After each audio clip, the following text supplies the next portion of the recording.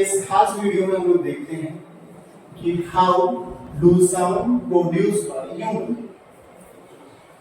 आपके साउंड की कहानी ऐसी है कि साउंड एक ऐसा फेनोमेनन माना जाता है जिसमें बहुत से क्वेश्चन हमारे माइंड में हमेशा आते रहते। जैसे एक ये क्वेश्चन भी आता है कि भाई हमारे अंदर जो ह्यूमंस हैं हम लोग के अंदर साउंड का कैसे प्रोड्यूस होता है, साउंड कैसे हम लोग प्रोड्यूस कर पाते हैं। आपको पता है साउंड तो हर एक पर्सन की साउंड जो होती है वो डिफरेंट होती है, डिस्टिंग्विश होती है। एक पर्सन की साउंड दूसरे पर्सन के साउंड से बहुत ही अलग होती है। एक छोटे बच्चे की साउंड एक बड़े बच्चे के साउंड से बहुत अलग होती है। और एक अगर ऐसे बच्चे की बात करें जो ग्रोइंग स्टेज में है तो उसका साउंड हर एक स्टेज में डिफरेंट और चेंज होते हैं।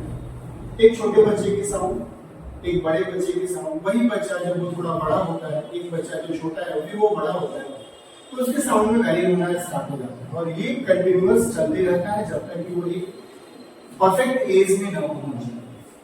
तो साउंड की कहानी कुछ ऐसी है कि साउंड हम जानते तो हैं कि साउंड हमारे हम लोग प्रोड्यूस करते हैं, लेकिन उसका फेनोमेनन एक्चुअल में क्या होता है वो आज हम लोग इस वीडियो में देखते हैं। आप लोगों ने मुझे कमेंट करके इस टॉपिक के बारे में बोला था कि सर इस टॉपिक पे थोड़ी वीडियो दे दीजिए। तो आज की क्लास में हम लोग ये सीख रहे हैं कि how to sound produced by human. तो एक्चुअल में देखिए साउंड का फेनोमेनन जो है, साउंड हमारे थ्रोट के, आप जब साउंड करते हैं, आप जब बोलते हैं तो अपने हैंड्स को ना आप अपने थ्रोट के इस अपर पार्ट में रखिए और फिर आवाज कीजिए। तो आपको ये फील होगा कि आपकी साउंड इस नोट के अपर पार्ट में जब आप बोलते हैं तो आपकी वाइब्रेशन जो है यहाँ पे आप फील कर सकते हैं। सीधी सी बात है, सीधी एक्टिविटी कि आप जब साउंड करते हैं या साउंड प्रोड्यूस करते हैं तो अपने हैंड्स को इस अपर थ्रोट के अपर पार्ट में यहाँ पे रखें। तो आपको ये समझ में आ जाएगा कि साउंड आपके थ्रोट के अपर पार्ट से ही प्रोड्यूस हो रहा है। आइए आपको मैं बताता हूं कि साउंड जब आप प्रोड्यूस करते हैं तो इस अपर पार्ट में होता क्या है। Sound is produced by the vocal box which is situated in upper part of the throat and just near to windpipe. Windpipe जिसको हम ट्रैकिया भी बोलते हैं, ये ट्रैकिया जो windpipe को ही बोला जाता है। और ये यहाँ पे एक हमारा वॉइस बॉक्स होता है। इस वॉइस बॉक्स से आपकी साउंड जो होती है वो प्रोड्यूस होती है। तो सबसे पहले मैं आपको वॉइस बॉक्स के स्ट्रक्चर को बना के बताता हूँ कि ये होता क्या है, डायग्राम वॉइस बॉक्स का होता कैसा है। देखिए वॉइस बॉक्स की बनावट कैसी है।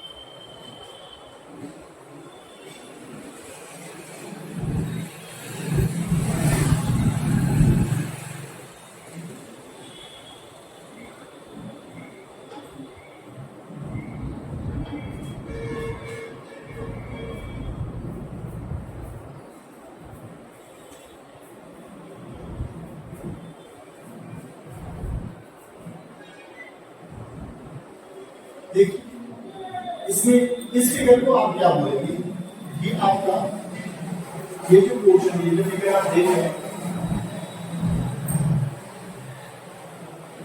ये फिगर आपकी वॉइस बॉक्स की, ये फिगर आपके वॉइस बॉक्स की, जिसको अभी हम थोड़ी देर पहले क्या बोल रहे थे, आप थोड़ी देर पहले इसको बोल रहे थे। इस वॉइस बॉक्स को आप लाइन्स भी बोलते हैं।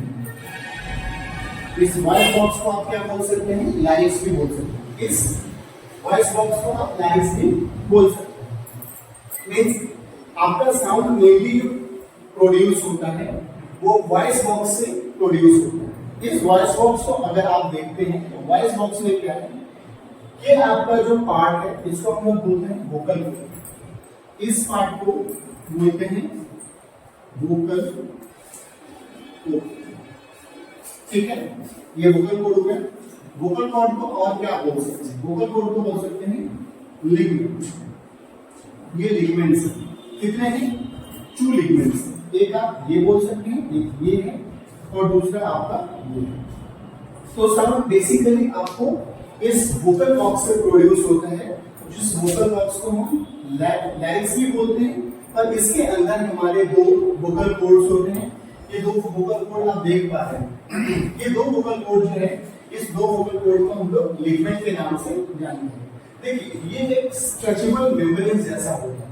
आप जनरल में रबर जो यूज करते हैं, रबर बैंड जो यूज करते हैं पेपर्स में लगाने के लिए उनको और किसी चीज में, तो ये जो रबर बैंड होता है, ये रबर बैंड आप बोल सकते हैं कि ओपन अगर रबर बैंड को अगर आप इस तरह से रखें तो जो शेप आपको बन के आएगा वो शेप आपका लिगमेंट का होगा।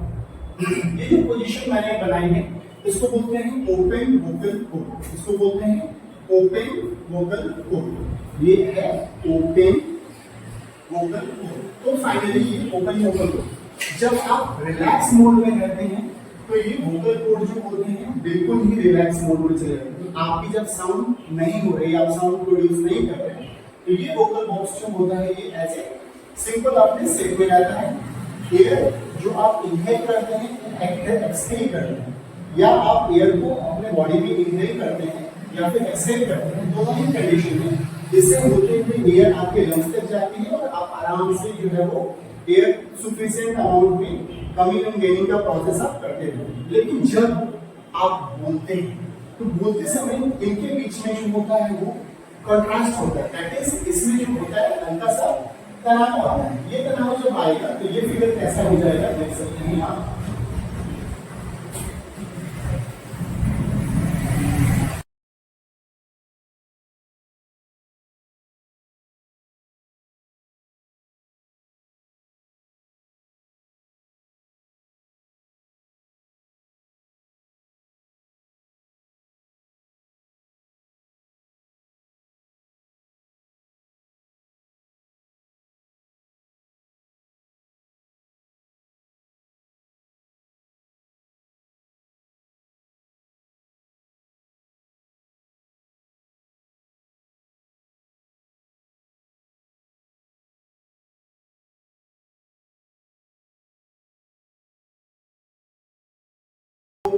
ये आपका जो डायग्राम आप देख रहे हैं इसमें क्लोज वोकल कॉर्ड की बात है। क्लोज वोकल कॉर्ड का मतलब क्या होता है?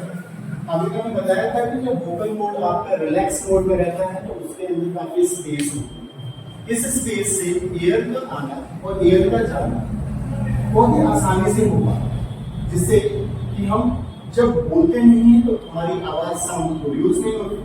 अब सेकंड कंडीशन जो हम लोग देख रहे हैं ये वॉइस बॉक्स हुआ और इसके अंदर जो आपके 2 लिगमेंट्स हो गए, इन लिगमेंट्स में जब आप बोलना स्टार्ट करते हैं तो ये स्ट्रेच होने का मतलब ये इसके अंदर का स्पेस जो होता है एकदम छोटा सा स्पेस बनता है।